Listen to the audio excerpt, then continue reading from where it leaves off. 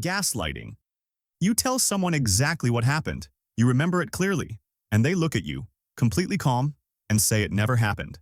So you replay it in your head. Was I imagining things? Did I misread the situation? Am I losing my mind?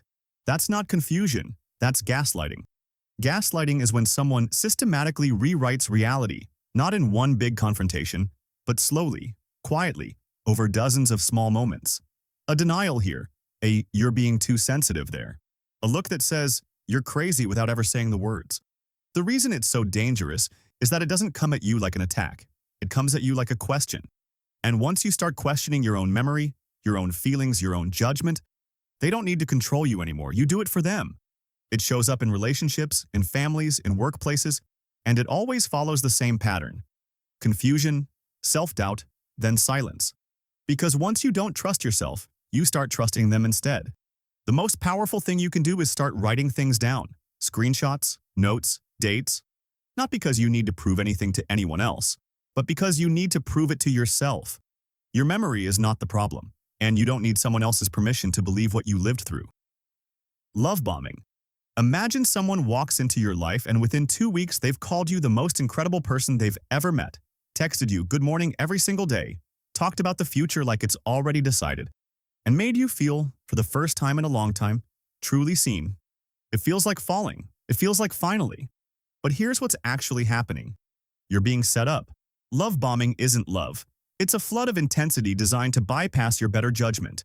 Real connection builds slowly, through honesty, through conflict, through time. Love bombing skips all of that and goes straight to the part where you're emotionally dependent on someone you barely know. And then, almost always, it stops.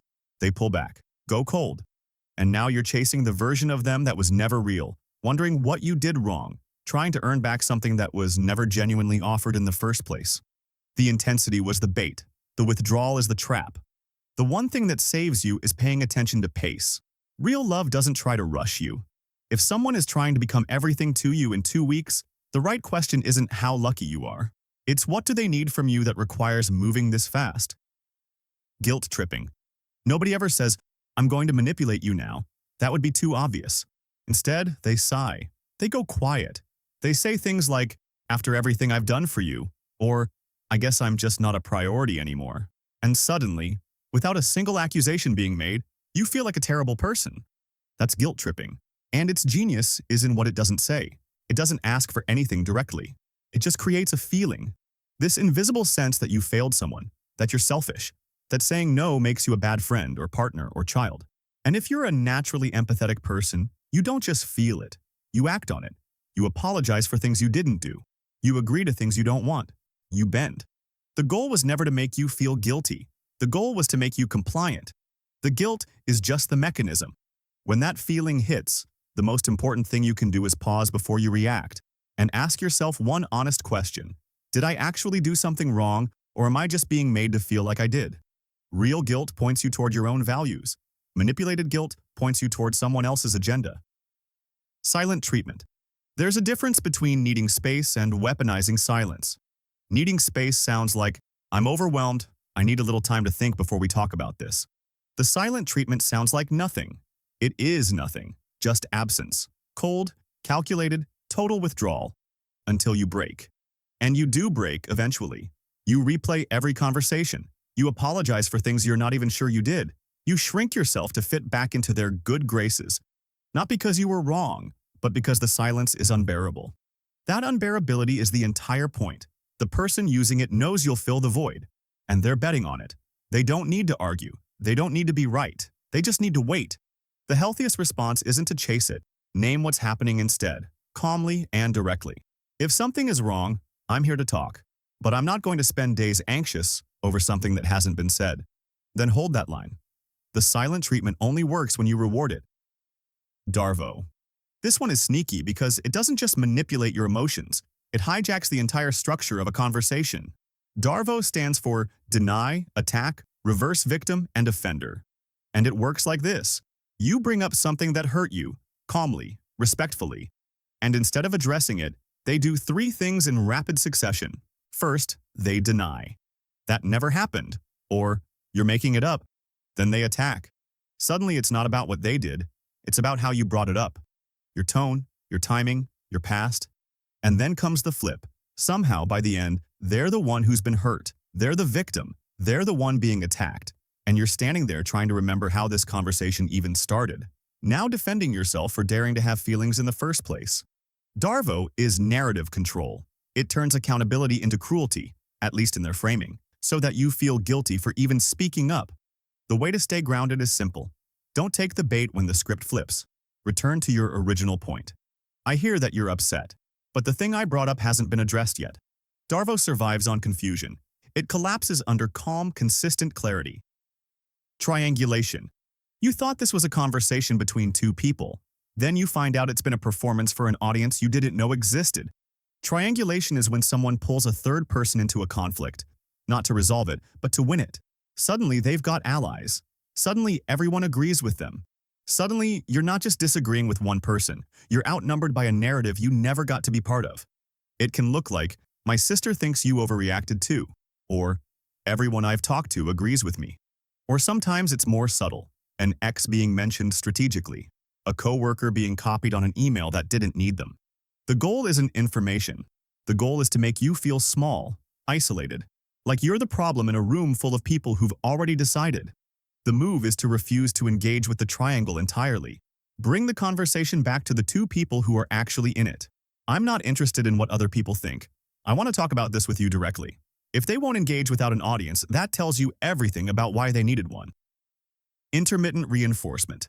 Here's a tactic that explains why people stay in relationships they know are hurting them. Some days they're warm, present, the version of them you fell for. Then, without warning, cold, distant, like a stranger. And you spend all your energy trying to figure out what changed, what you did, how to get the good version back. This isn't random. It's intermittent reinforcement. And it's the same psychological mechanism that makes slot machines so addictive. When reward is unpredictable, the brain becomes obsessed with chasing it.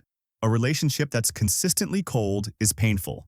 A relationship that's sometimes wonderful and sometimes devastating is a trap. Because the wonderful moments feel like proof that the good version is real, and you just need to find the right way to bring it back. It's not a mood, it's a method. The shift that changes everything is this. Stop trying to decode the pattern and start evaluating the average. Not the best moments, the average. Is this relationship consistently making you feel secure or consistently keeping you off balance? If your emotional life revolves around trying to earn someone's warmth, that's already your answer. Playing the victim. The moment you try to hold someone accountable, they crumble. They bring up everything hard they've ever been through.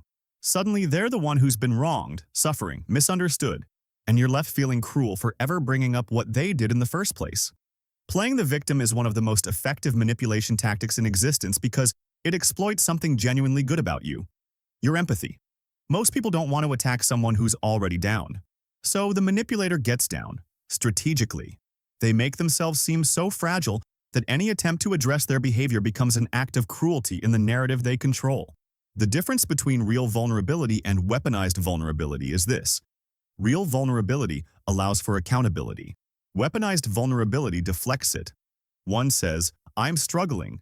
The other says, "How dare you mention what I did while I'm struggling?"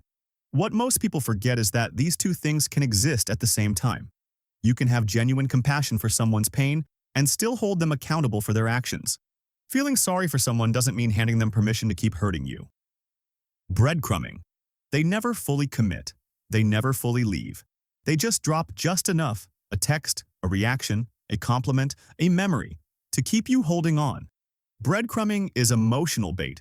The goal is to keep you invested without ever becoming invested themselves. You stay in this loop of hope and disappointment, checking your phone, making excuses for them, waiting for the version of them you caught a glimpse of once. And the brutal truth? They're not confused about what they want. They want exactly what they have: your attention, your hope, your availability, with none of the accountability of actually showing up. The thing to remember is that consistency is not exciting. It doesn't feel like butterflies, but it's the only foundation anything real can be built on. Look at what someone does, not what they leave you hoping for. And if all you're getting is crumbs, you're allowed to walk away from the table. That's not giving up. That's having standards. Fear appeal. You'll regret this forever. This is your last chance. If you leave, you'll never find anyone else. Fear appeal bypasses logic entirely. It goes straight to your nervous system, and when you're afraid, you don't think clearly, which is exactly the point. Manipulators use fear to compress your decision-making, to make you feel like you're one choice away from catastrophe. The urgency they create is artificial, but your reaction to it is real. And once you've made a decision from fear, even if it was the wrong decision, you're more likely to stay because you've already invested. The sunk cost of the choice becomes its own form of trap. When someone is applying pressure through fear, the counterintuitive move is to slow down rather than speed up. The intensity of the pressure is usually inversely proportional to the quality of what they're asking you to do. Real opportunities, real relationships, real decisions, they don't require you to panic. And anything that does should make you more suspicious, not less. Here's the thing about manipulation. Once you can see it, really see it, name it, recognize it in real time, it loses most of its power over you. That's not because the people using it stop trying. It's because their tactics depend on you not knowing what's happening. Confusion is the weapon. Clarity is the defense. You're not being too sensitive. You're not overreacting. You're not the problem. You're just someone who finally knows what to look for.